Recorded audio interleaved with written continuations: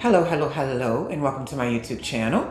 My name is Jameelah, and I'm a master manifestor, and I'm sure you are too, because you're into content like this. The name of this channel is Holistic Manifesting, because I believe in a whole body, whole mind, and whole being experience when it comes to manifesting these amazing lives we choose, right? So what I'm discussing today is the concept of hyper-independence. Whew.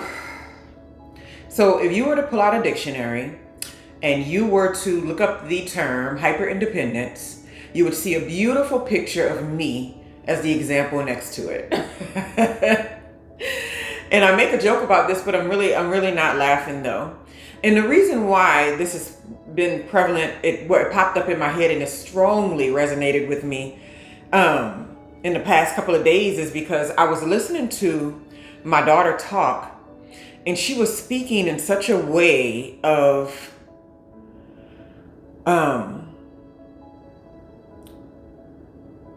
like not from a perspective of a person who's going to have to do it all themselves, you know? She just was so easy and relaxed about her mindset and her ways when it came to relationships and stuff like that. And she was like, yeah, why would I do that? I just do this. And it triggered me. And I was like, well, why were you triggered by that, right? Because we spend a lot of time giving our children these lives that we wanted to have, but we didn't get to have them because we didn't come from emotionally intelligent people. So we listened to their feelings. We helped them talk through it. We did a lot of work on the inside with ourselves to make sure we weren't projecting on the children, and we were, badgering them and all this kind of stuff. And then we give them this life. And then when they embody it, sometimes it can be a little bit triggering. And not saying that you don't want them to have it. Of course you want them to have it. That's what you were doing. You wanted them to have what you didn't have in many areas. But I think it's triggering too, as far as like when you feel like you've gotten past things. And I was just thinking how like I would just never think like that. And I was like, well, why would she? Because she has emotional support. She has spiritual, foundations. She has, a family, a mother that she can depend on for more than just, the minimum. We go deep with a lot of stuff, and she always says I'm her biggest inspiration. And so like that is, that is exactly what you would want, right? That's what you want in a situation. But it's like it spoke to the area inside of me that's not healed when it comes to allowing people to do things for me. And this is the thing. I've never been a person that really shied away from people helping me do things. And I was trying to think of, when did that happen? So you might be wondering, when did I get to the point where I feel like I need to be hyper independent and I need to feel like I need to do everything myself? And so I went and walked through my past and my own experiences so you don't have to. I can think of really early on being in a household, feeling like a burden, feeling like, you were resented for even existing. And it's just the truth. Feeling like, my life would be so much better if I didn't have to take care of these kids. That's what a lot of mothers give off. And sometimes it comes off when you don't want it to come off. But a lot of us that come from old school parenting and stuff, we went through that kind of energy. So it's like if we had something we wanted to mention, if we weren't feeling good, if we didn't even share it. I didn't even share it. You're like, I'm hungry. No, you're not. You just ate. You're like, okay, I guess I'm not hungry. Like that was the energy. Everything you felt, it was like, it's not real if it makes the parent feel bad about themselves, right? And so that sort of sits you in the mindset of, well, emotionally, I don't have these mature adults I can depend on and share things about myself with. And if I'm emotionally upset or bothered, my parent is more likely to be mad at me for being unbothered and call me ungrateful, rather than saying, well, what are you bothered by? Let's talk about it. You know what I mean? But that's a level of emotional intelligence that just wasn't present. And it's just a fact. It's done. It's over. It's all water under the bridge. But what it's good for is an understanding, when did this behavior start? And then how can I rectify it? And then that just kind of spills over into your regular life, right? When you deal with friends and stuff. And I remember another pivotal moment, a second time, where I was not a second time, but just the moments that pop out when I'm done with this video, probably more moments. I'm like, oh yeah, having my daughters, right? And then first being married. My thought process was that I was married and this man I was with wanted me to be the best mother and the best wife I could possibly be. So it's absurd that he would want me to work hard, right? Because that's going to take away from me being in the house. I didn't have these words at the time. I was like 20 something. But that wasn't the case. It turned into like, I would, do things and ask for things. And then when I had my daughter, the first one, I was out of work for a little bit. I think I quit and I was transitioning into teaching or something like that. And I remember the time I had to ask for grocery money. And the person I was married to at the time, they were so, The reason why I say things so vaguely is because I don't believe in bringing up names and all this specifics about things. If I'm telling a story for an example, I don't want to drag it back into my space. But this is just so other people won't have to go and search you can kind of get an idea.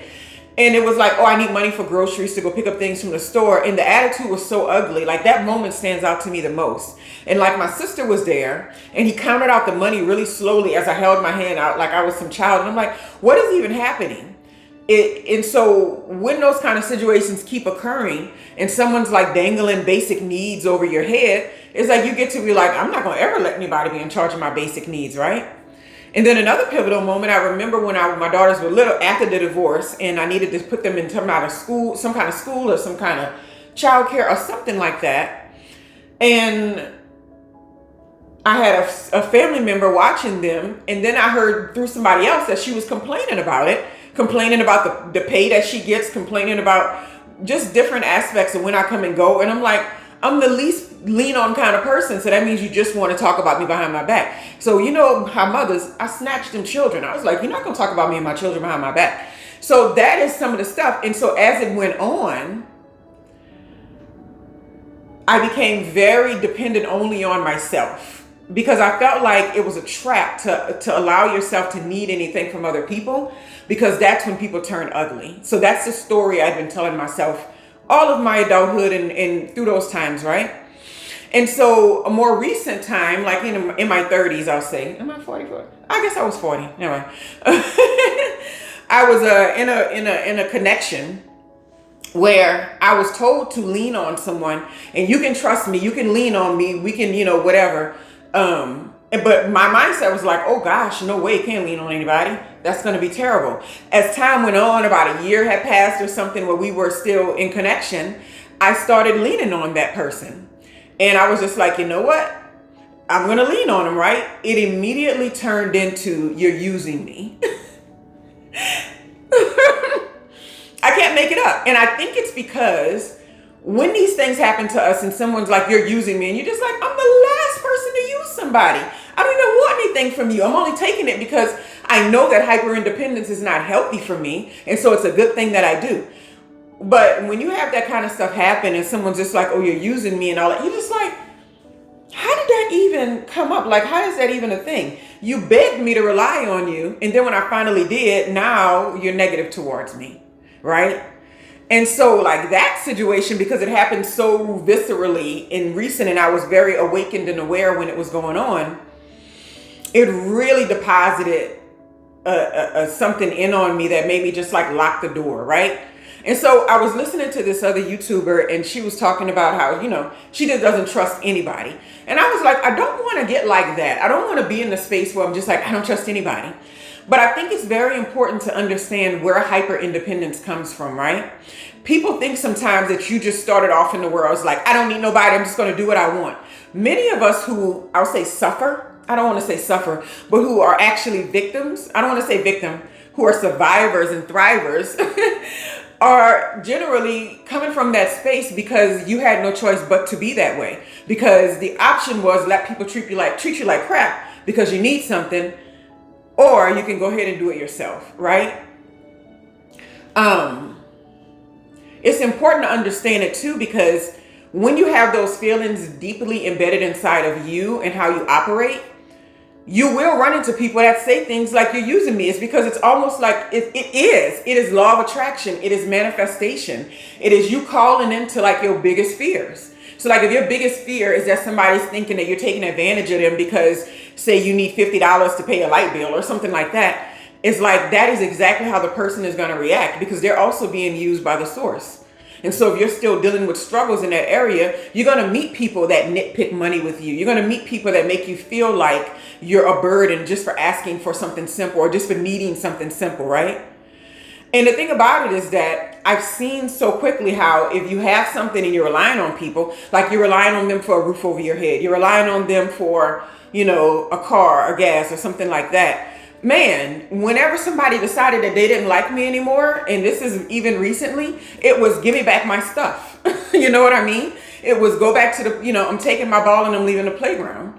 And it's amazing to me that people operate in that kind of space and they don't see the ugliness in that type of attitude. But even bigger and more importantly is that it showed me that I still had unresolved issues when it came to allowing people to do things for me, allowing someone to step in, allowing myself to receive. And so from this point on in my life, I decided that, yes, I'm an independent person in a lot of ways. I take care of myself, but it's not because I think that everybody's a loser. I just do it because that's just how it naturally evolved organically over time based on the interactions that I was having from a child all the way to this point that I am now. So my thought process is that I can receive very easy now. People give me compliments. I just say, oh, thank you. I remember back in the day, I used to be like, oh, thank you, look nice too. I used to try to make it not about me in any kind of way, but that's just not the case anymore. When I go out to lunch and stuff with people, if they say they want to pay, I let them do that. I don't go, oh no, I'll take the check, because I used to do that too. So I know how to receive in those areas, but the other part of it is too, being able to discern the right people to receive from.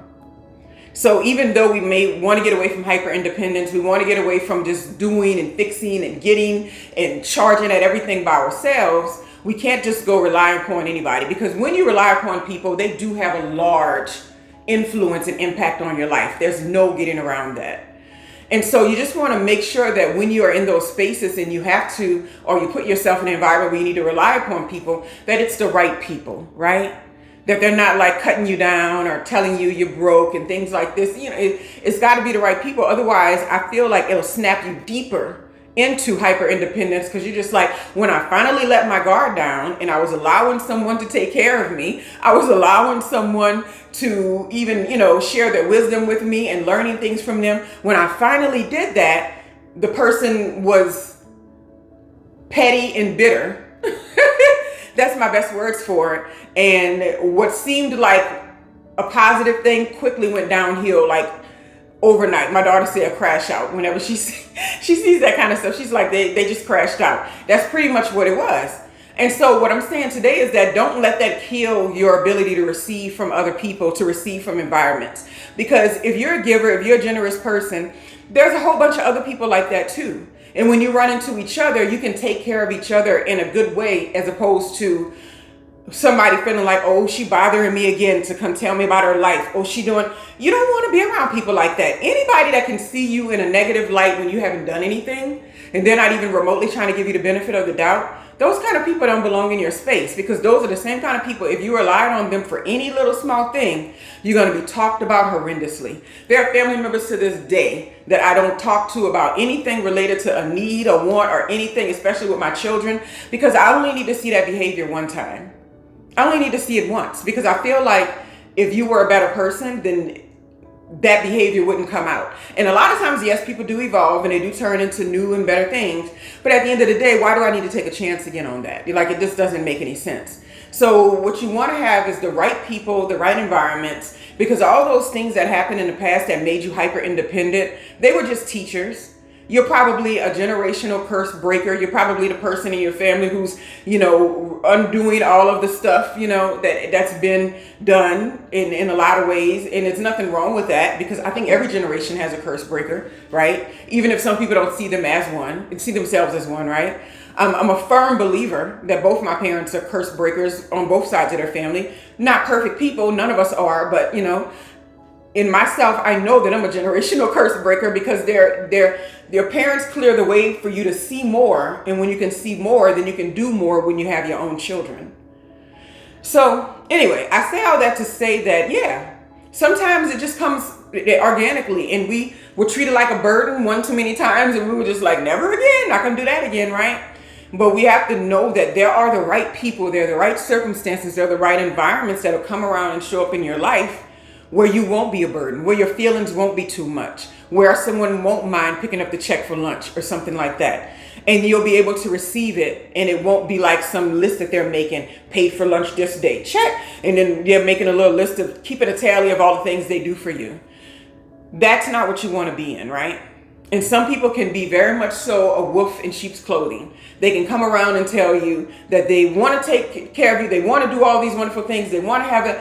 And then the minute you give into the idea and give up some of your power, that's when it turns ugly. But that doesn't mean that we need to go through our whole entire lives doing everything for ourselves. Reach out to people more. Be ready to receive a lot more, and don't feel guilty for receiving from other people, especially when they offer it in love and kindness. Anyway, I hope you all have a wonderful, wonderful day.